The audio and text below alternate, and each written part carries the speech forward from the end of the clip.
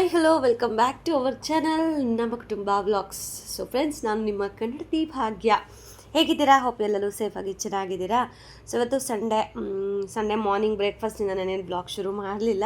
As usual ನನ್ನ ಇಷ್ಟಪಡೋರಿಗೆ and ನನ್ನನ್ನು ನೋಡ್ಕೊಂಬಂದವ್ರಿಗೆ ಗೊತ್ತಿರುತ್ತೆ, ಸಂಡೇಸು ಆಲ್ವೇಸ್ ಬ್ರೇಕ್ಫಾಸ್ಟನ್ನು ಆದಷ್ಟು ಹೋಟ್ಲಿಂದ ತೊಗೊಬರೋಕ್ಕೆ ಅಥವಾ ಹೋಟ್ಲಲ್ಲೇ ಹೋಗಿ ಊಟ ಮಾಡೋಕ್ಕೆ ಪ್ರಿಫರ್ ಮಾಡ್ತೀನಿ. ಬಿಕಾಸ್ ಒಂದಿನಾದರೂ ರಜಾ ಬೇಡವಾ? ಇಲ್ಲ ಅಂತಂದರೆ ನಮ್ಮ ಯಜಮಾನ್ರ ಕೈಯಲ್ಲೋ ಉಪ್ಪಿಟ್ಟೋ ಇಲ್ಲ ಏನೋ ಅವ್ರ ಕೈಯಲ್ಲಿ ಏನೇ ಮಾಡಿದ್ರು ಮಾಡ್ಕೊಂಡು ತಿನ್ನೋ ಅಂತ ಆಸೆ. ಸೊ ಇವತ್ತು ಅದೇ ಥರನೇ ಆಯಿತು. ಇನ್ನು ಮಧ್ಯಾಹ್ನದ ಮೇಲೆ ವ್ಲಾಗನ್ನು ಶುರು ಮಾಡ್ತಾ ಇದ್ದೀನಿ. ಆ್ಯಂಡ್ ಇನ್ನು ಮಟನ್ ಎಲ್ಲ ಇವಾಗ ಪರ್ಯಂತನೂ ತಿಂತಾ ಇಲ್ಲ. ಆಮೇಲೆ ನನಗೂ ಯಾಕೋ ಈ ಚಿಕನ್ನು ಮಟನ್ ಮೇಲೆ ಯಾಕೋ ಜಿಗುಪ್ಸೆ ಬಂದುಬಿಟ್ಟಿದೆ. ಸೊ ಅದಕ್ಕೆ ನಮ್ಮ ಯಜಮಾನ್ರು ಸರಿ ಆಯಿತು, ಕಾಲು ತೊಗೊಬರ್ತೀನಿ, ಕಾಲು ಸೂಪ್ ಮಾಡ್ಕೊಂಡು ಕುಡೀರಿ ಅಂತ. ಸೊ ಫಸ್ಟಿಗೆ ಇನ್ನು ನಾಳೆ ದೋಸೆಗೆ ಹಸಿಟ್ಬೇಕಲ್ಲ, ಅದಕ್ಕೇ ಸಬ್ಬಕ್ಕಿ ಆಮೇಲೆ ಈ ಅಕ್ಕಿ ಉದ್ದಿನಬೇಳೆ ಎಲ್ಲನ ನೆನೆಸಿ ಸೈಡ್ಗೆ ಇಟ್ಬಿಟ್ಟು ಅದಾದಮೇಲೆ ಈ ಕೆಲಸ ಮಾಡ್ತಾಯಿದ್ದೀನಿ. ಬಿಕಾಸ್ ಅದು ನೆನೆಸಿಟ್ಬಿಟ್ರೆ ಸಾಯಂಕಾಲ ಮಿಷಿನ್ಗೆ ಅಥವಾ ಗ್ರೈಂಡ್ರಿಗೆ ಹಾಕೋಕ್ಕೆ ಸರಿ ಹೋಗುತ್ತೆ ಅಂತ ಹೇಳಿ. ಸೊ ಇನ್ನು ಕಾಲು ಸೂಪು ನಾನು ಹೇಗೆ ಮಾಡ್ತೀನಿ ಈಸಿ ಪೀಸಿಯಾಗಿ ನೋಡೋಣ ಬನ್ನಿ. ಕಾಲನ್ನು ನೀಟಾಗಿ ತೊಳ್ಕೊಬೇಕು, ಬಿಕಾಸ್ ಅದನ್ನು ಸುಟ್ಟಿರ್ತಾರೆ.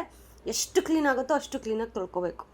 ಅದಾದಮೇಲೆ ಅದು ಮುಳುಗೋಷ್ಟು ನೀರು, ಶುಂಠಿ ಬೆಳ್ಳುಳ್ಳಿ ಪೇಸ್ಟ್ ಹಾಕೋದಕ್ಕಿಂತ ಜಜ್ಜಿಬಿಟ್ಟು ಹಾಕಿದ್ರೆ ತುಂಬ ಚೆನ್ನಾಗಿರುತ್ತೆ. ಅದಾದಮೇಲೆ ಸಣ್ಣದಾಗಿ ಹೆಚ್ಚಿರುವಂತಹ ಪುದೀನ, ಕೊತ್ತಂಬರಿ ಸೊಪ್ಪು, ಅದ್ರ ಜೊತೆಗೆ ಪೆಪ್ಪರ್ ಪುಡಿ ಹಾಕಿದ್ರೆ ತುಂಬ ಚೆನ್ನಾಗಿರುತ್ತೆ. ಮಕ್ಕಳು ಅದನ್ನು ಪುಡಿ ಸೈಡಿಗೆ, ಅಂದರೆ ಪೆಪ್ಪರ್ ಹಾಗೆ ಹಾಕಿದ್ರೆ ಸೈಡಿಗಿಟ್ಟು ಕುಡಿತಾರೆ. ಸೊ ಪುಡಿ ಹಾಕೋದ್ರಿಂದ ನೀಟಾಗಿ ಮೆಲ್ಟ್ ಆಗುತ್ತೆ, ಸೊ ಅದು ಹೋಗುತ್ತೆ ನೀಟಾಗಿ ಅಂತ. ಓಕೆ, ಅದಾದಮೇಲೆ ಸ್ವಲ್ಪ ರುಚಿಗೆ ತಕ್ಕಷ್ಟು ಉಪ್ಪನ್ನು ಹಾಕಿ ಒಂದು 8 ವಿಷಿಲ್ ಹಾಕಿಸ್ಕೊಂಡ್ರೆ ಸೂಪು ರೆಡಿ ಆಗುತ್ತೆ.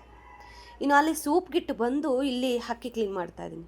ಯಾಕೆ ಗೊತ್ತಾ, ಲಾಸ್ಟ್ ವೀಕ್ ಎಲ್ಲ ಪೀರಿಯಡ್ಸಲ್ಲಿದ್ದನ್ನ ಆ ರೇಷನ್ ರೈಸ್ನ ಕ್ಲೀನೇ ಮಾಡ್ಕೊಂಡಿರಲಿಲ್ಲ. ನೋಡಿದರೆ ರೈಸೇ ಫುಲ್ ನಿಲ್ಲು ಒಂದೇ ಒಂದು ಲೋಟ ಇದೆ. ಇನ್ನು ನಾಳೆಯಿಂದ ನಮಗೆ ವೀಕ್ ಡೇಸ್ ಸ್ಟಾರ್ಟ್ ಆಗುತ್ತೆ.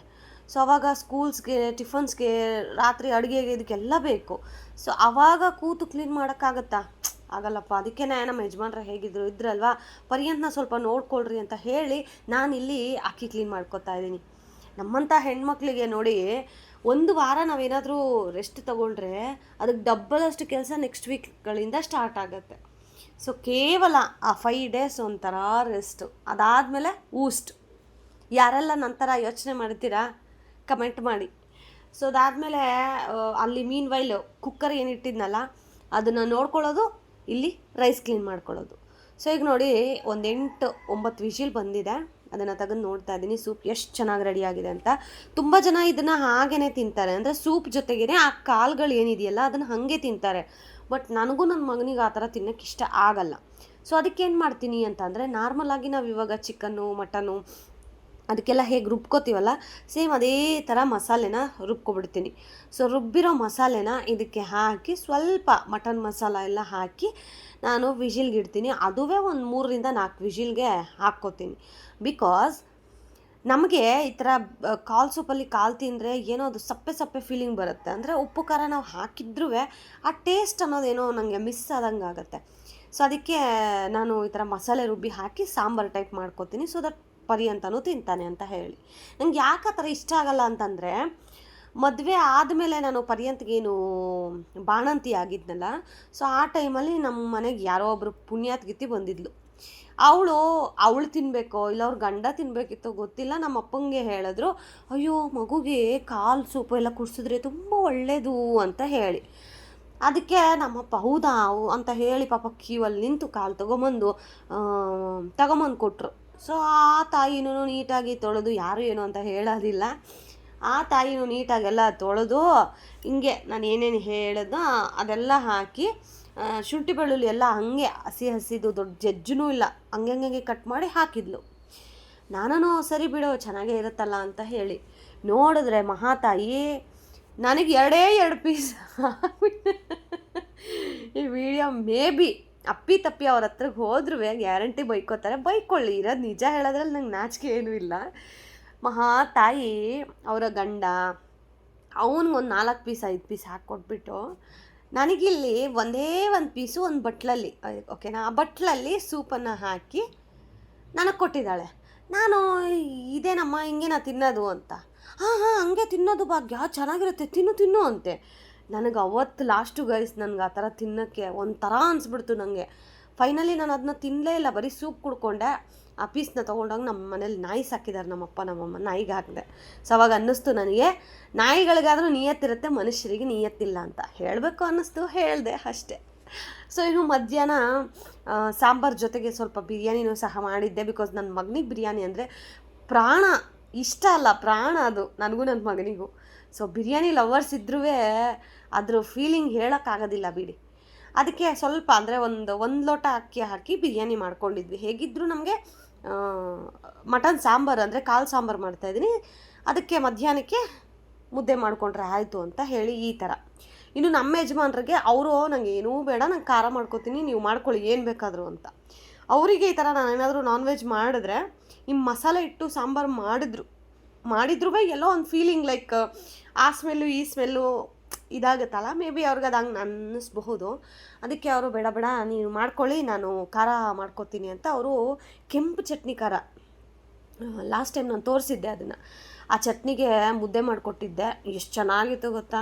ಸೊ ರಾತ್ರಿಗೂ ಮುದ್ದೆನೇ ರಿಪೀಟು. ಏನಕ್ಕ ನೀವು ಬಿರಿಯಾನಿ ಮುದ್ದೆ ಎಲ್ಲ ಮಾಡಿದ್ರೆ? ಗೈಸ್ ಮಾಡ್ತೀನಿ, ಯಾಕೆ ನಮ್ಮ ಯಜಮಾನ್ರು ಅವ್ರು ನಾನ್ ವೆಜ್ ತಿನ್ನೋದಿಲ್ಲ. ಸೊ ಅವ್ರಿಗೊಂದು ಮುದ್ದೆ, ರಾತ್ರಿಗೆ ನಮ್ಮ 3 ಜನಕ್ಕೂ ಸೇರಿ ಮುದ್ದೆ, ಯಾಕಂದರೆ ಪರ್ಯಂತಗೂ ಸ್ವಲ್ಪ ಆದರೂ ರೂಢಿ ಮಾಡಿಸ್ಬೇಕು ಇನ್ನು ಮುಂದೆ ಆದರೂ ಅಂತ. ಅದಾದಮೇಲೆ ನಾನು ಬೆಳಗ್ಗೆನೇ ತೋರಿಸಿದ್ನಲ್ವ ಉದ್ದಿನ ಬೇಳೆನೂ ನೆನೆಸಿದ್ದೆ ಅಂತ. ಸೊ ಮಧ್ಯಾಹ್ನ ಊಟ ಎಲ್ಲ ಆದಮೇಲೆ, ಅಕ್ಕಿ ಎಲ್ಲ ಕ್ಲೀನ್ ಆದಮೇಲೆ ಪರ್ಯಂತ ನಾನು ಮನೇಲಿರೋ ಥರ ನಮ್ಮ ಯಜಮಾನ್ರು ಹೋಗಿ ರುಬ್ಬಿಸ್ಕೊಬರೋ ಥರ ಅಂತ ಮಾತಾಯಿತು.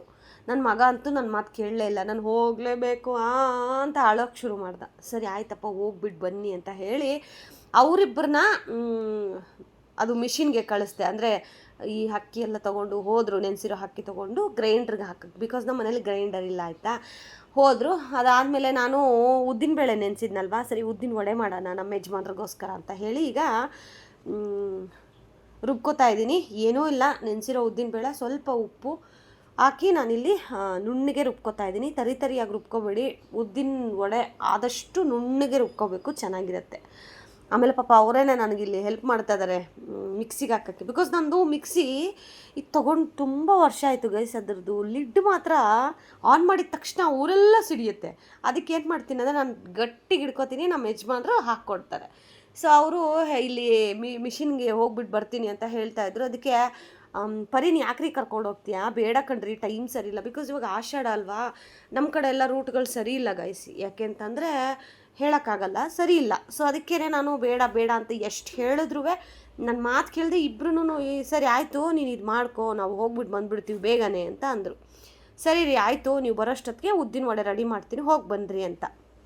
ಅದಕ್ಕೆ ಅವರು ಸರಿ ಸರಿ ಆಯಿತು ಬೇಗ ಬೇಗ ಮಾಡು ಅಂತ ಹೇಳಿ, ಪಾಪ ಇಲ್ಲಿ ನನಗೆ ಏನಾದರೂ ಬೇಕಾ, ಈರುಳ್ಳಿ ಕಟ್ ಮಾಡಿಕೊಡ್ಲಾ ಅಂತ ಹೇಳ್ತಾಯಿದ್ರು. ಏನೂ ಬೇಡ, ಸ್ವಲ್ಪ ನೀರು ಹಾಕಿ ಸಾಕು ಅಂತ ಅದಕ್ಕೂ ನೀರನ್ನು ಹಿಡಿದು ಹಾಕ್ತಾಯಿದ್ರು. ಆಮೇಲೆ ಇಲ್ಲಪ್ಪ ಬೇಗ ಹೋಗಿ ಬಂದುಬಿಡಿ, ನಾನು ಅಷ್ಟೊತ್ತಿಗೆ ಉದ್ದಿನ ವಡೆ ಎಲ್ಲ ರೆಡಿ ಮಾಡ್ತೀನಿ ಅಂತ ಹೇಳಿದೆ. ಸೊ ಅದಾದಮೇಲೆ ನಾನು ಇಲ್ಲಿ ಮಟನ್ ಸಾಂಬಾರು ಆಗಿತ್ತು ನೋಡ್ತಾ ಇದ್ದೀರಾ. ಸೊ ಜೊತೆಗೆ ವೈಟ್ ರೈಸು ಮಾಡಿದೆ, ಬಿಕಾಸ್ ಪರ್ಯಂತಂಗೆ ಏನಾದರೂ ಬೇಕಾಗಬಹುದು, ಆಮೇಲೆ ಇನ್ನೂ ಮುದ್ದೆ ಆಗೋದು ಲೇಟ್ ಆಗುತ್ತಲ್ವ ಅಂತ ಹೇಳಿ ರೈಸೇ ಮಾಡಿದೆ. ನಮ್ಮ ಯಜಮಾನರು ಕಹಾನಿ ಮೇ ಟ್ವಿಸ್ಟ್ ಅನ್ನೋ ಥರ, ನನಗೂ ರೈಸೇ ಇರಲಿ, ನಾನು ಖಾರ ಮಾಡ್ಕೊಂಡಿದ್ದೀನಲ್ವ ರೈಸೇ ತಿನ್ಕೋತೀನಿ ಬಿಡಿ ಅಂತ ಅಂದರು. ಹೌದಾ ಯಾಕ್ರಿ, ಮಾಡ್ತೀನಿ ಬಿಡು ಅಂತ ಅಂದೆ. ಇಲ್ಲ ರಾತ್ರಿಗೆ ಒಂದೇ ಸತಿ ಮುದ್ದೆ ಮಾಡಿಬಿಡು, ಹೀಗೆ ಹೇಗಿದ್ರು ವೈಟ್ ರೈಸ್ ಮಾಡಿದೆಯಲ್ಲ ತಿನ್ಕೊಂಡ್ರೆ ಆಯಿತು ಬಿಡು ಅಂತ ನನಗೆ. ಸೊ ಯಾಕಂದರೆ ಅವ್ರಿಗೆ ಗೊತ್ತು ಬೆಳಗ್ಗಿಂದ ನಾನು ಬೆಳಗ್ಗೆ ಟಿಫನ್ ಒಂದು ಸ್ಕಿಪ್ ಮಾಡಿ ಅಷ್ಟೇನೆ, ಬೆಳಗ್ಗಿಂದ ಕೆಲಸ ಮಾಡ್ತಾನೇ ಇದ್ದೀನಿ, ನಿಲ್ತಾ ಇಲ್ಲ. ಅಕ್ಕಿ ಕ್ಲೀನ್ ಮಾಡ್ಕೋಬೇಕಾಗಿತ್ತು, ಹಸಿಟ್ಟು ಜರಡಿ ಹಿಡಿಬೇಕಾಗಿತ್ತು, ಆಮೇಲೆ ಅಕ್ಕಿ ಹಿಟ್ಟು ಜರಡಿ ಹಿಡಿಬೇಕಾಗಿತ್ತು, ಅದ್ರ ಜೊತೆಗೆ ಅಡುಗೆ ಮಾಡ್ತಾ ಮನೆ ಕೆಲಸ ಮಾಡ್ಕೊತಾ. ಅದು ಅವ್ರಿಗೆ ಏನೋ ಅನಿಸಿದೆ ಮೇ ಬಿ, ಈ ಟೈಮಲ್ಲೂ ನಾನು ಹೋಗಿ ಮುದ್ದೆ ಕೇಳಿದ್ರೆ ಹೇಗಿದ್ರು ನೈಟ್ ಮಾಡ್ಕೊಂಡ್ರೆ ಆಯಿತು ಅಂತ ಎಷ್ಟು ಯೋಚನೆ ಮಾಡ್ತಾರೆ ನೋಡಿ ಗಂಡು ಮಕ್ಕಳು. ಎಷ್ಟೊಂದು ಜನ ಹೇಳ್ತಾರಪ್ಪ, ಗಂಡು ಮಕ್ಳಿಗೆ ಫೀಲಿಂಗ್ಸ್ ಇರೋದಿಲ್ಲ, ಅವರಿಗೆ ಕೇಳಿದ್ದು ಕೊಡಿಸೋದಿಲ್ಲ ಅಂತ. ಇವಾಗಂತೂ ಈ ಟಿ ವಿಗಳು ಬಂದಾಗಿಂದ ಡ್ರಮ್ಮು ಬಿಡ್ತಾ ಇಲ್ಲ, ಕುಕ್ಕರ್ ಬಿಡ್ತಾ ಇಲ್ಲ, ಭಯ ಆಗ್ತದೆ ಪಾಪ ಈ ಜನ್ರೇಷನ್ ಮಕ್ಳಿಗೆ ಮದುವೆ ಆಗಬೇಕು ಅಂತ ಅಂದರೆ. ಬಟ್ ನಮ್ಮ ಜನ್ರೇಷನಲ್ಲಿ ಗಂಡ ಹೆಂಡತಿ ಇಬ್ಬರೂ ಒಂದು ರೀತಿ ಗಾಡಿಯ 2 ಎತ್ತುಗಳು, ಜಟ್ಕಾ ಗಾಡಿ ಇರುತ್ತಲ್ಲ, ಅಂದರೆ ಲೈಕ್ ಎತ್ತಿನ ಗಾಡಿಯ 2 ಹಸುಗಳಿದ್ದಾಗೆ. ಒಂದೇನಾದರೂ ಹೆಚ್ಚು ಕಮ್ಮಿ ಆದ್ರೂ ಆ ಇಡೀ ಒಂದು ಗಾಡಿ ಏನಾಗುತ್ತೆ, ಹಳ್ಳಕ್ಕೆ ಬಿದ್ದೋಗುತ್ತೆ ಅಥವಾ ಕೆಳಗಡೆ ಬಿದ್ದೋಗುತ್ತೆ. ಅದೇ ಇಬ್ಬರು ಅನುಸರಿಸ್ಕೊಂಡು ಆ ಎತ್ತಿನ ಗಾಡಿನ ಎಳ್ಕೊಂಡು ಹೋದರೆ ಆ ಒಂದು ಡೆಸ್ಟಿನಿ ಏನಿರುತ್ತಲ್ಲ, ಡೆಸ್ಟಿನಿ ಅಲ್ಲಿಗೆ ರೀಚ್ ಆಗ್ತೀವಿ. ಸೊ ಅದೇ ಥರನೇ ಜೀವನನೂ ಅಷ್ಟೇ. ಗಂಡ ಹೆಂಡತಿ ಇಬ್ಬರೂ ಅನುಸರಿಸ್ಕೊಂಡು, ಇಲ್ಲಿ ಗಂಡ ತಾನ ಮೇಲೂ ಹೆಂಡತಿ ನಾನೇ ಮೇಲೂ ಅಂತ ಅಂದರೆ ನಾ ಹೇಳದ್ನಲ್ವಾ, ಗಾಡಿ ಕೆಳಗಡೆ ಬಿದ್ದೋಗುತ್ತೆ. ಅದೇ ಇಬ್ಬರೂ ಸಮವಾಗಿ ಆಯಿತು ನಡೀರಿ, ನಿಮ್ಮ ಕಷ್ಟ ನನ್ನ ಕಷ್ಟ ಅಲ್ಲದೆ ಇರುತ್ತಾ, ಅಥವಾ ಅವರೇ ಆಗಲಿ ನೀನು ಇಷ್ಟೆಲ್ಲ ಮಾಡ್ತಾಯಿದ್ದೀಯ ನಂಗೆ ಸಣ್ಣ ಹೆಲ್ಪ್ ಮಾಡೋಕ್ಕಾಗೋದಿಲ್ವಾ, ಈ ರೀತಿ ಅಂಡರ್ಸ್ಟ್ಯಾಂಡಿಂಗಲ್ಲಿ ಹೋದರೆ ಸಕ್ಸಸ್ ಅನ್ನೋದು ಅವರಿಬ್ಬರಿಗೂ ಸಿಗುತ್ತೆ. ನಾನು ಹೇಳೋದು ಇಷ್ಟೇನೆ ಈಗಿನ ಜನ್ರೇಷನ್ಸ್ಗೆ.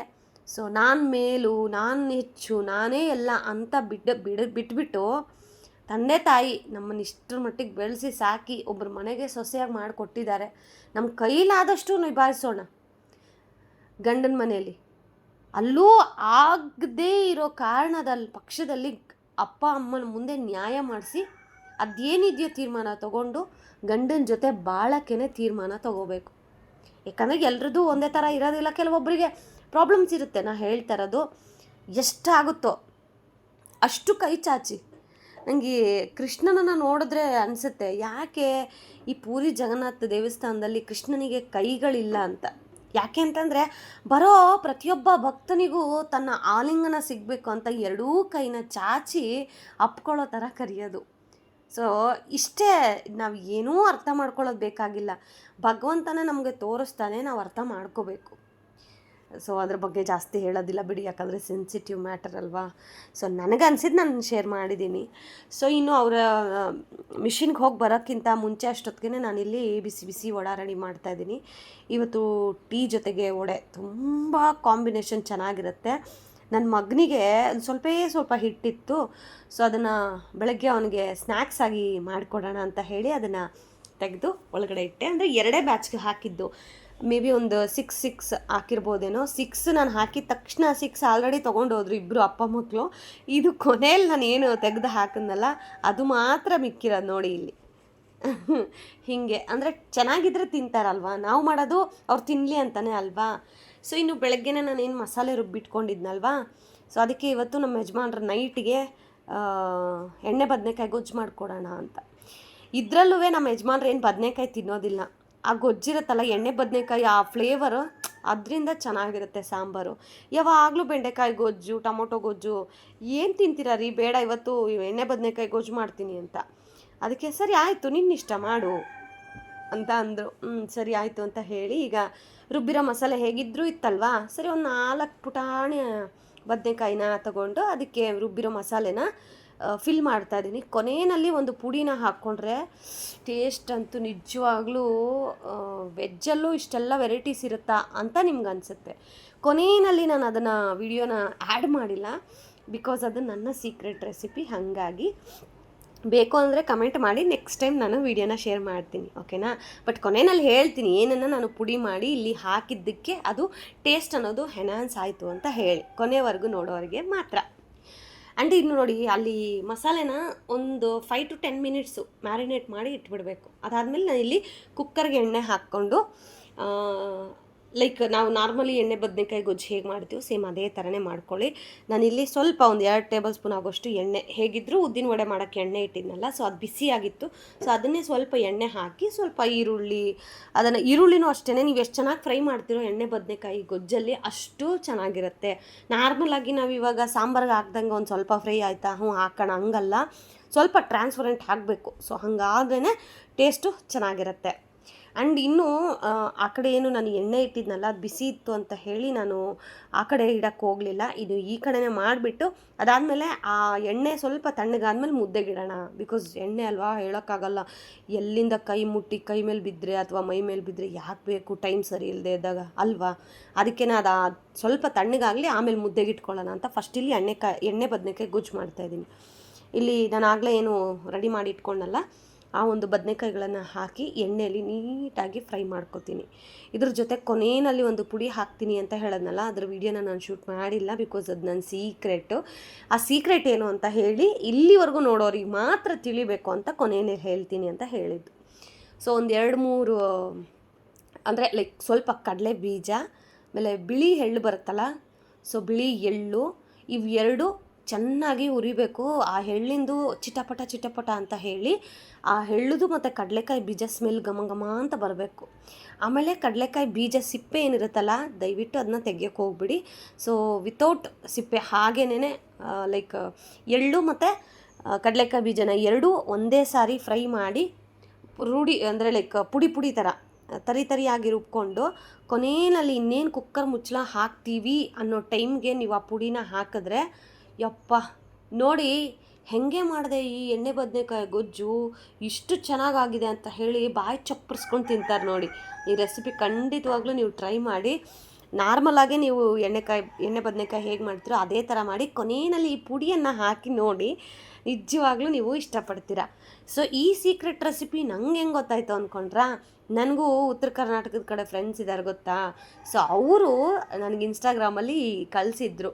ನಾನು ಹೇಳ್ತಾ ಇದ್ದೆ ಲೈಕ್ ನೀವು ಮಾಡ್ತೀರಲ್ವ ಅದೇನೋ ಹೆಸರೆಲ್ಲ ಬರುತ್ತೆ, ನಂಗೆ ಅದು ಸರಿಯಾಗಿ ಬರೋದಿಲ್ಲ. ಹೀರೆಕಾಯಿ ಗೊಜ್ಜಂತೆ, ಎಣ್ಣೆಗಾಯಿ ಬದನೆಕಾಯಿ, ಅದು ಹೆಂಗೆ ಮಾಡ್ತೀರಾ ಅಂತ ಕೇಳಿದಾಗ ಪಾಪ ಅವರು ಇಷ್ಟು ಉದ್ದ ಬರೆದು ಕಳಿಸಿದ್ರು ಗೈಸ್. ಎಷ್ಟು ಖುಷಿ ಆಯಿತು ಗೊತ್ತಾ. ಸೊ ಅದೇ ರೆಸಿಪಿನೇ ನಾನು ಟ್ರೈ ಮಾಡಿದೆ.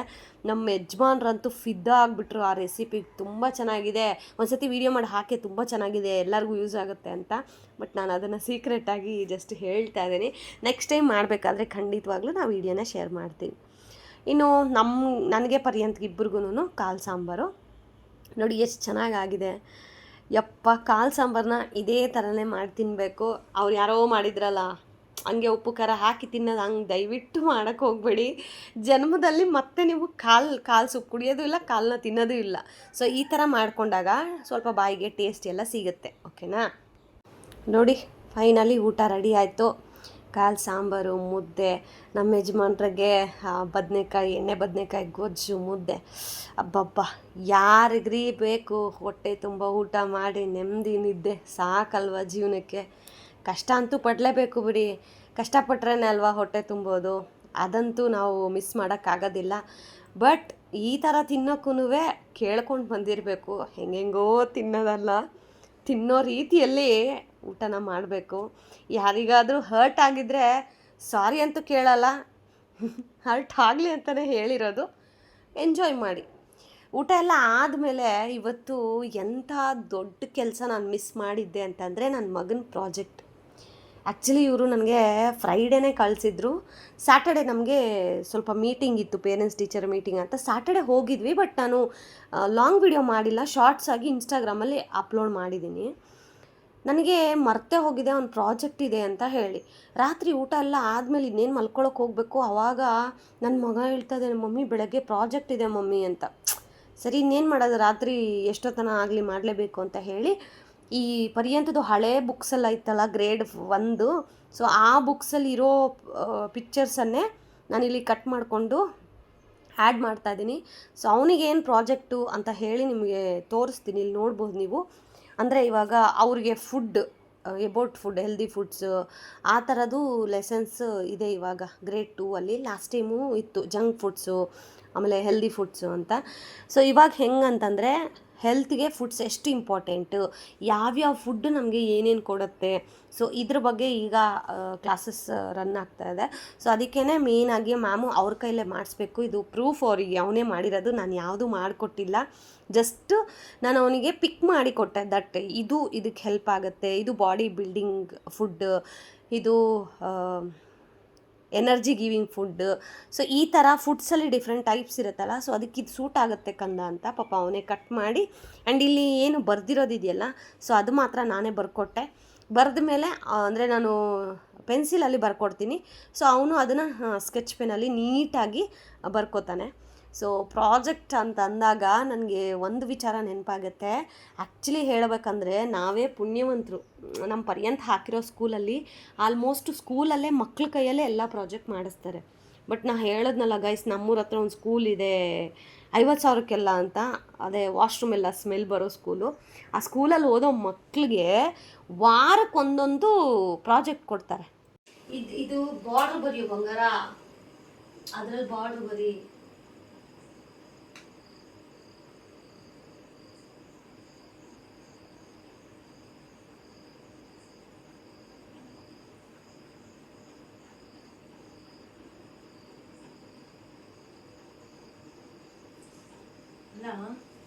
ನಾವು ಇವ್ರಿಗೆ ಕೊಡೋದೇ ಅಪರೂಪ ಪ್ರಾಜೆಕ್ಟ್ಸ್ಗಳು ಪರಿಹಾರ ತೋರಿಸ್ಕೊಳ್ಳೋದು ಅಲ್ವ ರೀ. ಆಲ್ಮೋಸ್ಟ್ ಎಲ್ಲ ಅವ್ರ ಸ್ಕೂಲಲ್ಲೇ ಮಾಡಿಸ್ತಾರೆ, ಅಂದರೆ ಅವ್ರ ಕೈಯಲ್ಲೇ. ನಾವು ಒಂದಿನಕ್ಕೆ ನಮ್ಗೆ ಈ ಥರ ಟೆನ್ಷನ್ ಆಗುತ್ತೆ. ಅಂದರೆ ವರ್ಷದಲ್ಲಿ ಒಂದು 4-5 ಸತಿ ಕೊಡ್ಬೋದು ಅಂತೀವಿ. 4-5 ಸತಿಗೆ ನಮ್ಗೆ ಹಿಂಗೆ ಒಂದೊಂದು ಸ್ಕೂಲಲ್ಲಿ ವಾರನೂ ಪ್ರಾಜೆಕ್ಟು, ವಾರ ಪೇರೆಂಟ್ಸ್ ಹೋಗ್ಬೇಕು ಸ್ಕೂಲ್ಗೆಲ್ಲ. ಇವತ್ತು ಪರ್ಯಂತ ಟಾಪಿಕ್ಸು ಫುಡ್ ಫಾರ್ ಹೆಲ್ತ್ ಅಂತ. ಅಂದರೆ ಈಗ ಅವನು ಗ್ರೇಡ್ 2 ಅಲ್ಲಿ ಪ್ರೊಟೆಕ್ಟಿವ್ ಫುಡ್ಸ್ ಯಾವುದು, ಎನರ್ಜಿ ಗಿವಿಂಗ್ ಫುಡ್ಸ್ ಯಾವುದು, ಆ್ಯಂಡ್ ಬಾಡಿ ಬಿಲ್ಡಿಂಗ್ ಫುಡ್ಸ್ ಯಾವುದು ಅಂತ ಇವಾಗ ಅವನು ಕಲಿತಾ ಇರೋದು. ಇಷ್ಟು ದಿನ ನಾನು ತರಕಾರಿ ಎಲ್ಲ ಕೊಟ್ಟಾಗ ಇದ್ಯಾಕೆ ಮಮ್ಮಿ ಇದು ತಿನ್ಬೇಕಾ ಮಮ್ಮಿ ಅಂತ ಕೇಳ್ತಾ ಇದ್ದ. ಇವಾಗ ಅವನೇ ಸೈನ್ಸಲ್ಲಿ ಓದಿ ತಿಳ್ಕೊತಾ ಇರೋದ್ರಿಂದ ಅವನಿಗೆ ನೀಟಾಗಿ ಅರ್ಥ ಆಗ್ತಾ ಇದೆ. ಓ ಇದೆಲ್ಲ ಮಮ್ಮಿ ಇದಕ್ಕೆ ಕೊಡ್ತಾ ಇದ್ದಿದ್ದು ನನಗೆ, so I have to eat ಅಂತ ಇವಾಗ, ಅಲ್ವೇನಾ?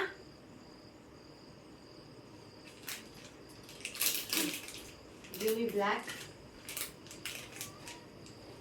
Now you can write in the dark purple and blue. This blue. Okay. Give.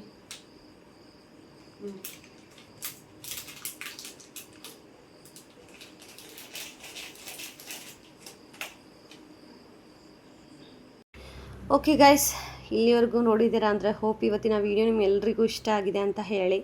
ನೋಡಿ ಹೌಸ್ ವೈಫ್ಗಳ ಜೀವನ ಹೇಗಿರುತ್ತೆ ಅಂತ ಹೇಳಿ, ಒಬ್ಬಳು ತಾಯಿಯಾಗಿ ಒಬ್ಬಳು ಗೃಹಿಣಿಯಾಗಿ ಎಷ್ಟೆಲ್ಲ ಟಾಸ್ಕ್ಗಳನ್ನು ಮಾಡ್ತೀವಿ ಅಂತ ಹೇಳಿ. ಇಷ್ಟೆಲ್ಲ ಟಾಸ್ಕ್ ಜೊತೆಗೆ ನಿಮಗೋಸ್ಕರ ಅಂತ ವ್ಲಾಗಿಂಗ್ ಮಾಡ್ತೀವಿ, ಬಟ್ ಕೆಲವೊಬ್ಬರಿಗೆ ಅದನ್ನು ಲೈಕ್ ಮಾಡಬೇಕು ಅನ್ನೋ ಕರ್ಟಸಿ ಸಹ ಇರೋದಿಲ್ಲ. Thank you so much, lots of love, bye bye.